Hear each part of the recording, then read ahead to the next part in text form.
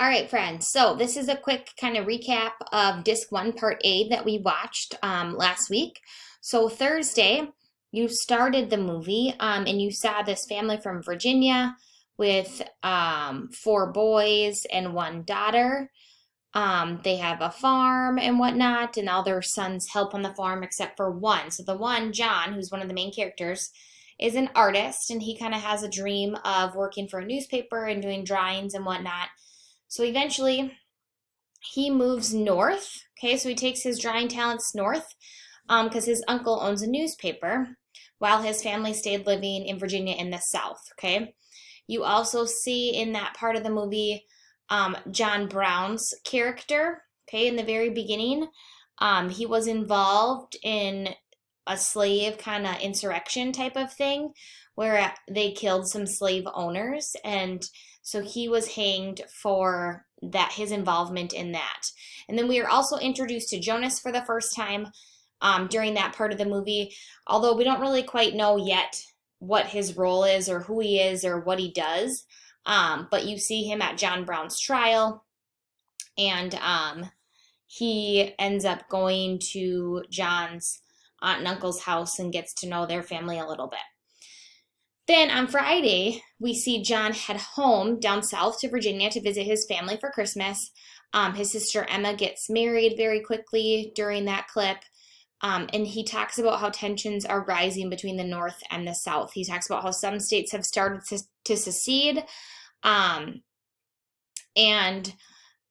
it's kind of like the start of some of that turmoil that we see. The war hasn't quite broken out yet, but his family asks him, like, is there talk of war? Do you think there's going to be a war? And they're kind of even like, some of his brothers are even like pumped up. They're like, yes, if we go to war, like, I'm going to fight. So that's kind of interesting. And then Jonathan, who lives down the hill in a cabin, who is African American, but he is a freedman.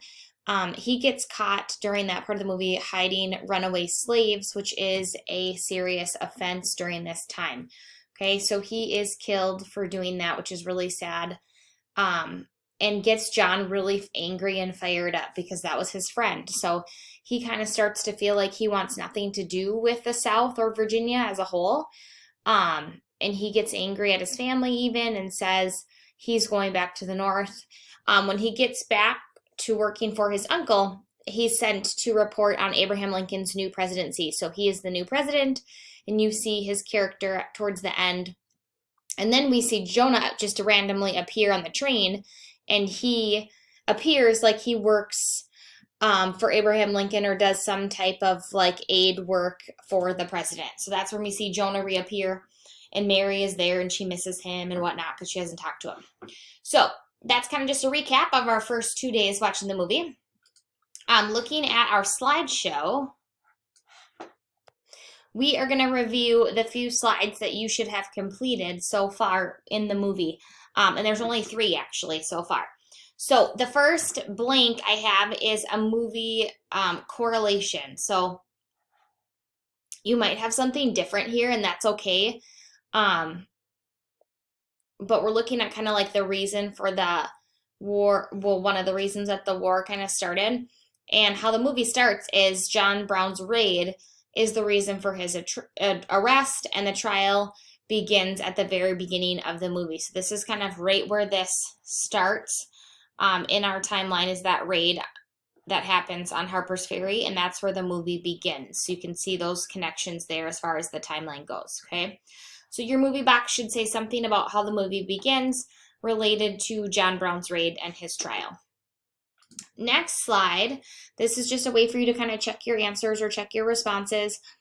I ask you where John Geyser lives. He lives near a farm, or on a farm, near Charlottesville, Virginia. So he lives in Virginia. He talks about that many times.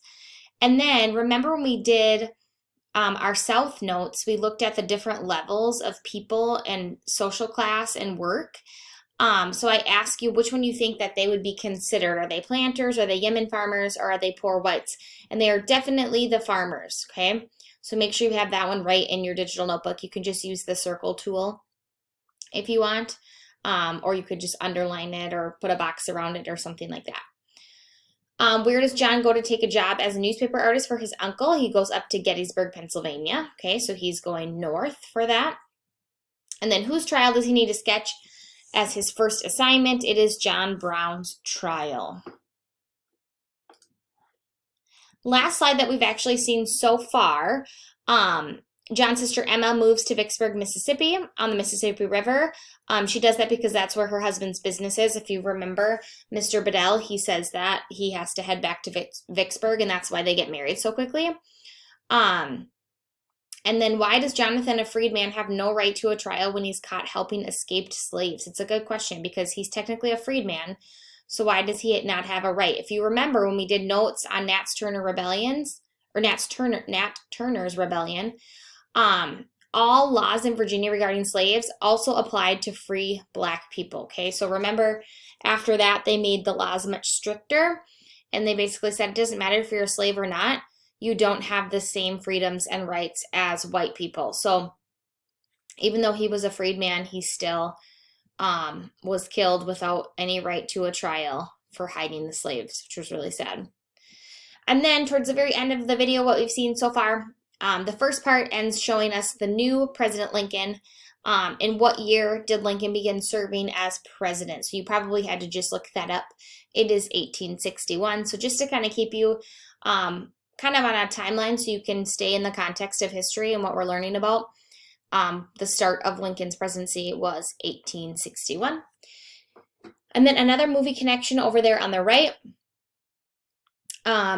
Lincoln's train trip involved, you maybe didn't know this, stops in dozens of towns, but for the first 200 miles, the train did not stop due to threats on his life. So many people were very unhappy that he was kind of taking over as president, particularly in the South. Okay, so they couldn't necessarily travel everywhere that they wanted to because it was too dangerous for him.